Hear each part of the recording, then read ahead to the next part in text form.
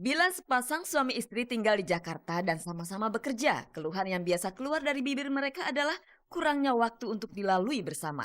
Apalagi jika sudah dikaruniai anak. Saling komunikasi antar pasangan saja sulit, apalagi harus mengurus anak. Untuk menghindari hal semacam itu dari awal pernikahannya dengan Safina, Ferdi Hasan memutuskan agar ia saja yang bertugas mencari nafkah bagi keluarga. Ya, anak mana sih yang nggak dekat sama ibunya gitu ya. Tapi yang penting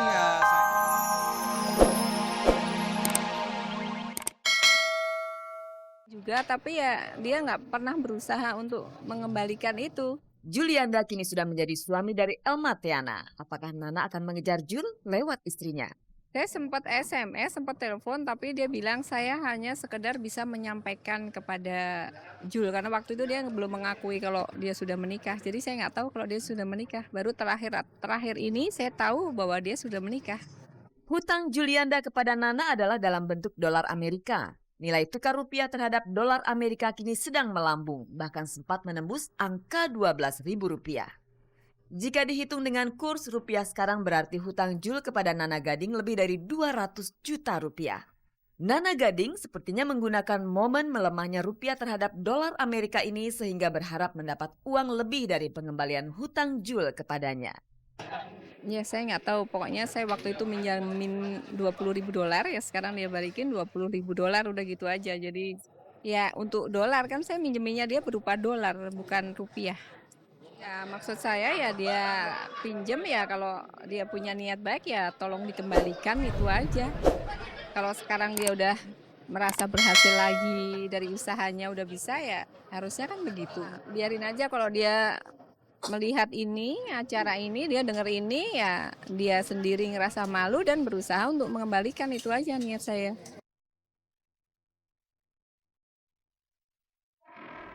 Pemirsa, rasanya wajar jika kita mencap rumah tangga para selebritis kita itu rentan terhadap perceraian. Namun bukan berarti pemirsa, karena masih banyak juga rumah tangga para selebritis kita yang juga sangat harmonis. Dan Anda segera akan kami ajak untuk melihat betapa harmonisnya rumah tangga Ferdi Hasan. Dan dari rumah tangga kita akan beralih ke masalah mata. Karena mata penyanyi Rio Febrian itu ternyata pemirsa minus sebelah. Dan Rio berniat untuk memperbaiki matanya itu dengan menggunakan operasi lasik. Nah, apakah Rio berhasil mengobati matanya? Kita akan segera mengetahuinya pemirsa setelah kita mendapatkan tips-tips dari Ferdi Hasan. Pemirsa, inilah Gosport.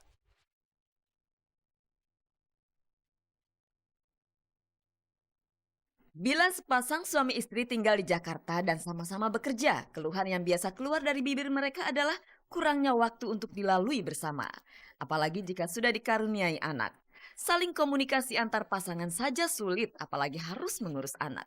Untuk menghindari hal semacam itu dari awal pernikahannya dengan Safina, Ferdi Hasan memutuskan agar ia saja yang bertugas mencari nafkah bagi keluarga. ya anak mana sih yang nggak dekat sama ibunya gitu ya.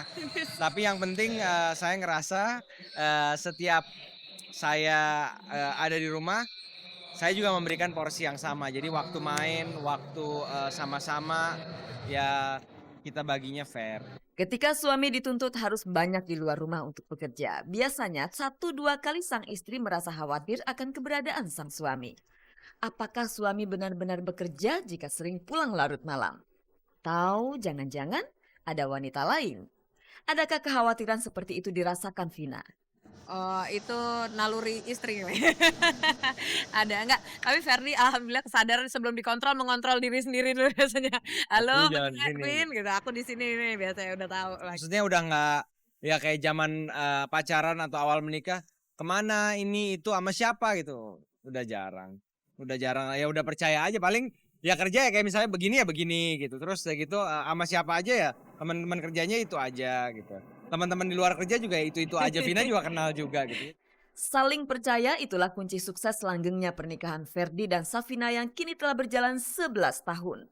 Tapi tetap saja pertengkaran kecil menghiasi perjalanan cinta mereka. Bar yang nggak sesuai dengan apa yang kita mau gitu. Ini belakangan berantem gara-gara rumah karena lagi bangun rumah jadi ada aja ini tuh misalnya Vina maunya begini nanti saya mau begitu terus atau saya kesal loh kok udah begini gitu tuh kan Marvin kamu nih gini ntar ada anak gitu. Suka lupa.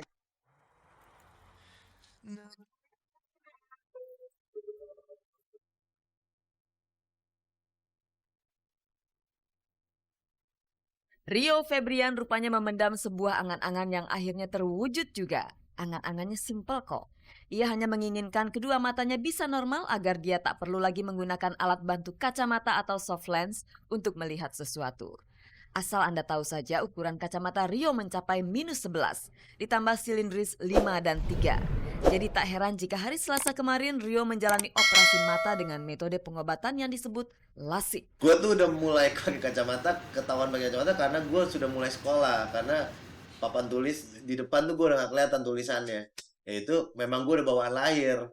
Memang dokternya bilang ya ini sudah dari lahir memang sudah ada gitu. Jadi pada saat gue pakai kacamata pun udah -2,5 gitu.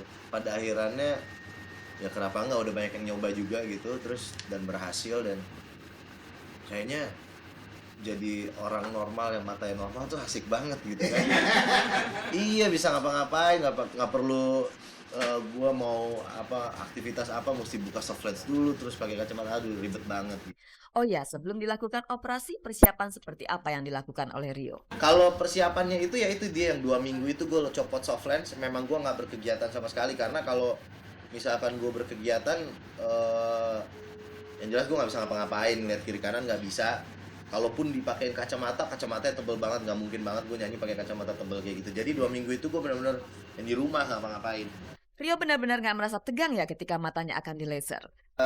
Ya tadi sebelum operasi ya adalah perasaan sedikit tegang. Perbedaan apa sih yang paling dirasakan Rio begitu keluar dari kamar operasi?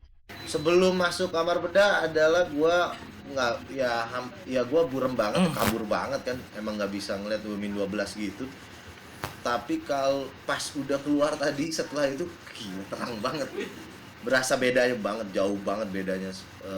Sekarang sih emang belum terlalu terang banget karena emang masih prosesnya bengkak, gitu ya dok. Ya, masih bengkak. Karena masih bengkak, jadi prosesnya sehari setelah ini baru kelihatan kalau dapet terang banget gitu.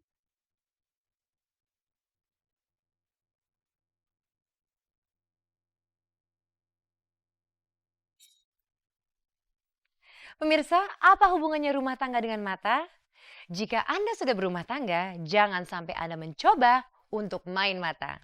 Pemirsa, ada budaya-budaya tertentu yang berani menindik bagian tubuhnya selain telinga untuk memperindah bagian-bagian tubuhnya yang lain itu. Dan di zaman modern sekarang ini, banyak juga yang menindik bagian tubuhnya selain telinga. Misalnya saja di hidung, di alis mata, dan bahkan di pusar. Itulah yang kita sebut dengan nama body piercing. Dan mungkin juga Anda pernah melihat VJ Kathy yang berani menindik lidahnya. Aduh pemirsa, apa tidak sakit ya? Dan bagaimana juga performa Kathy sebagai seorang presenter? Kalau begitu langsung saja kita tanyakan kepada Kathy. Pemirsa, inilah GoSpot.